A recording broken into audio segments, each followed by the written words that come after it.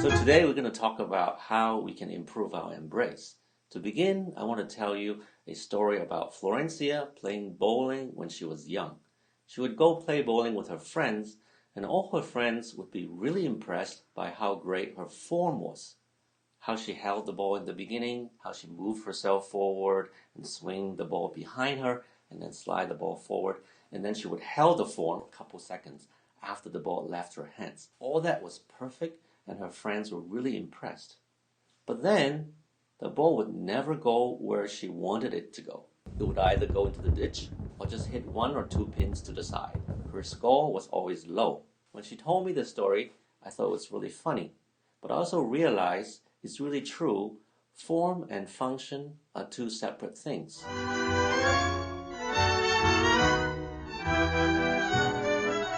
When we learn something, we want to learn what it looks like, but we also need to learn what it is supposed to do.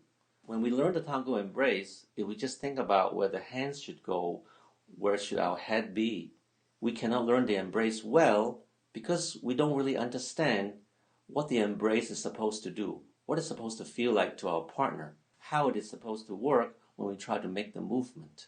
Without really understanding the function of the embrace, we cannot learn it well.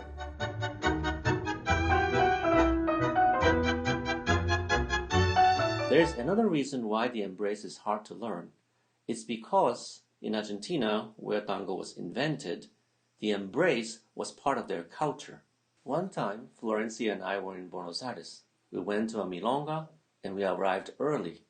There was a beginner's class going on. Both the teacher and the students were Argentinians. To our surprise, the teacher did not teach anything about the embrace. The teacher just taught some steps and some technique.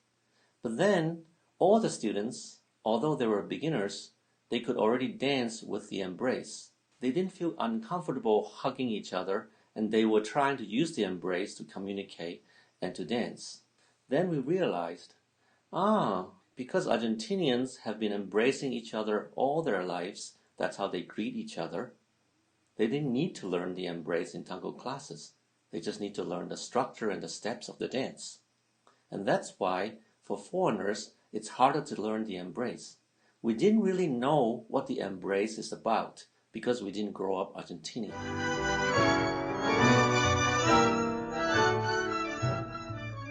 Most of us are not aware of this, but within 45 centimeters of our body, psychologically, we consider this our intimate space. If somebody we don't know or somebody we haven't given permission to enter this space, we feel very uncomfortable. We want this person to leave.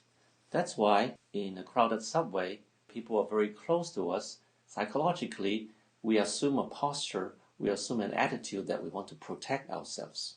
But for Argentinians, for their whole lives, they have been practicing how to let people into this space. Whenever Argentinians greet somebody, they know subconsciously how close they are to this person socially. So they also know how to give permission to this person to enter their space. For the people who are very close to them, for their best friends, for their family, the person can come all the way. Where for people who they don't know as well, maybe they can come closer but not so close.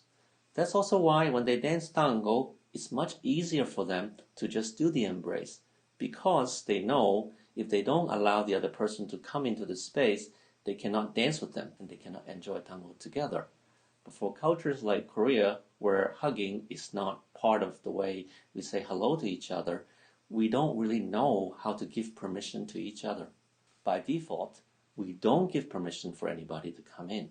So when we learn the embrace, if we just learn how to put out our arms, if we just learn where our head is, but psychologically we don't open ourselves to the other person, we will not be comfortable with the embrace and we cannot communicate.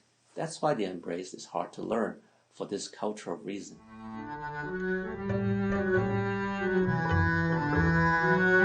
Because Argentinians grow up with the embrace, it's hard for them to teach it to foreigners.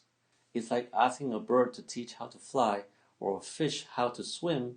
It's hard for Argentinians to teach something that they are so familiar with. They learn it since they were young. They learn it with their friends, their family, and in their society. It's a process that they are not conscious of, so it's hard for them to make it a topic to teach deliberately in a class setting.